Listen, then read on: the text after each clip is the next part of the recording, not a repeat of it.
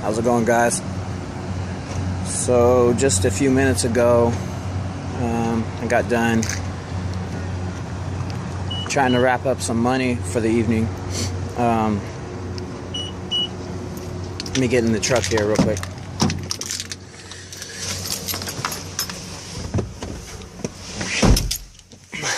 Okay, much warmer in here.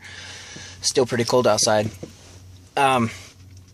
Like I was saying, I was needing some money, and you know, I had went around a little bit today. There's plenty of snow in people's yards and stuff, and I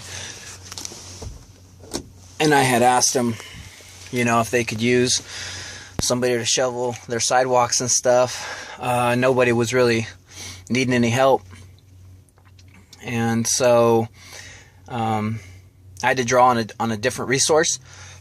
I used to donate plasma as kind of like, you know, my thing to do, like charity work kind of thing.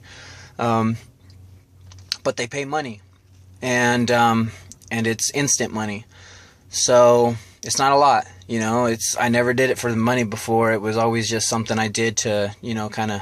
They use plasma for all kinds of different medications and, you know, burn victims and just a whole sorts of stuff that they use plasma for. But this time it was for cash. And let me tell you something. I am definitely getting an education right now. And it's weird because I'm finding it in common areas, you know, like earlier today I washed up using a Kentucky Fried Chicken bathroom. And, you know, that wasn't fun. I'm not above, you know, any of this stuff. It's just when you have to do it, it brings on a whole new perspective. Taking off my jacket right now. So, anyway, for those of you who have never given plasma, they stick your arm and put a pretty large needle in you, and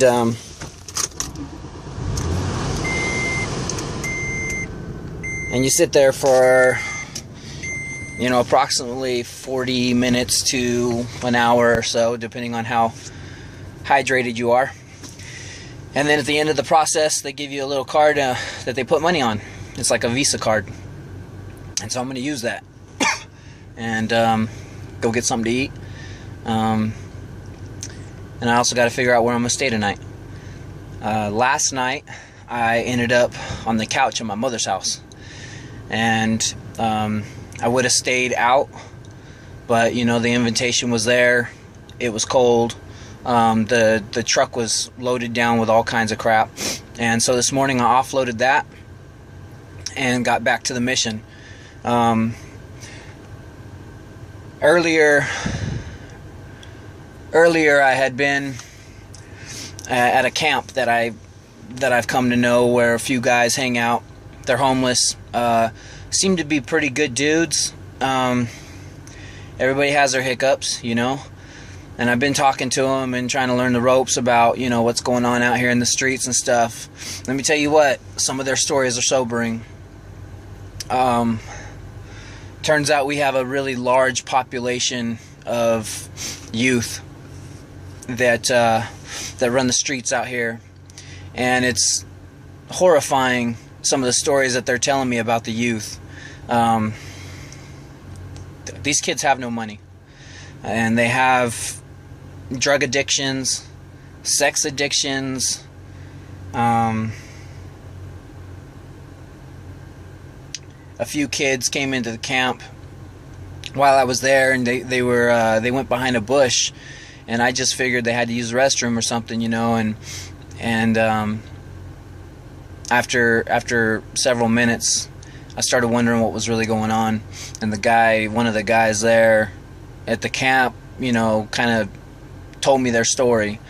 Turns out they were huffing paint, They were getting high before moving on to the next camp about 2 miles down the road, and they stopped there because it's a convenient spot. It's isolated, and it's close to the dollar store, or that, you know, Walmart or whatever it is there, that where they get their paint. And they huff paint, and they come out higher than a kite, and you know, and it's kind of their gig. It's kind of what they do. So I'm going to chew on that a little while. I'd like to be able to help them in some kind of way. I'm not really in a position to help, but it's what I'm out here for, you know, to learn their experiences and to touch base with them and see what they're all about and what their daily grind is like. And let me tell you what, so far, just a little bit of running around and checking in here and there that I have done, it's been pretty humbling, and it's pretty sad. You know, a lot of these kids get used for, how would you, I don't want to offend anybody out there. I want to introduce you to the real truth, though. They're being used sexually, just so that they can eat and have, you know, a warm place to stay and stuff. Some of these guys are 12 years old, and that's heartbreaking. You know, that just,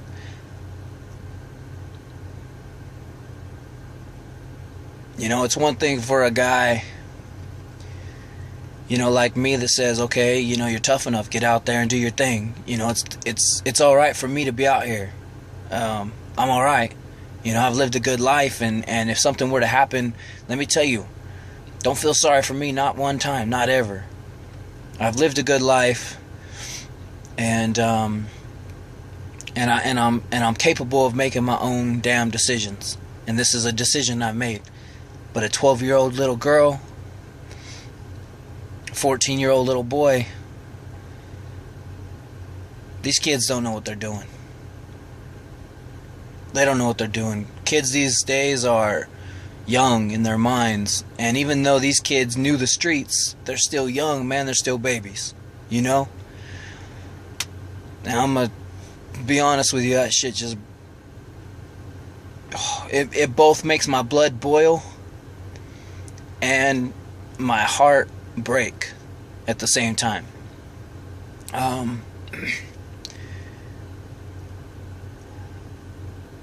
The harsh reality is that sometimes they're doing it to themselves, you know, and they won't take your help even if you want to talk to them. They don't know you, they don't trust you, they don't want to get next to you, and it's bad news. It's really bad news. So, you know, we could talk forever about that. That's a situation that we could go on all night about. But I wanted to check in, let you know that I didn't quite make the mission today. I'll probably go tomorrow. And I'm not sure when I'll be able to load this video. I'm going to give it a shot here in a little bit. Go to the hospital or a Starbucks or something, sit outside and see if it'll load. But this is where we're at, and this is what we're doing. You know, we're on day 3 right now in the evening time. It's somewhere hovering around, I don't know, 6 or 7 o'clock or something. So we'll catch you tomorrow. If you're the praying type, and I don't mean to put this on anybody, but if you're the praying type, I'd like you to say a prayer for those kids, you know. It's cold out here, and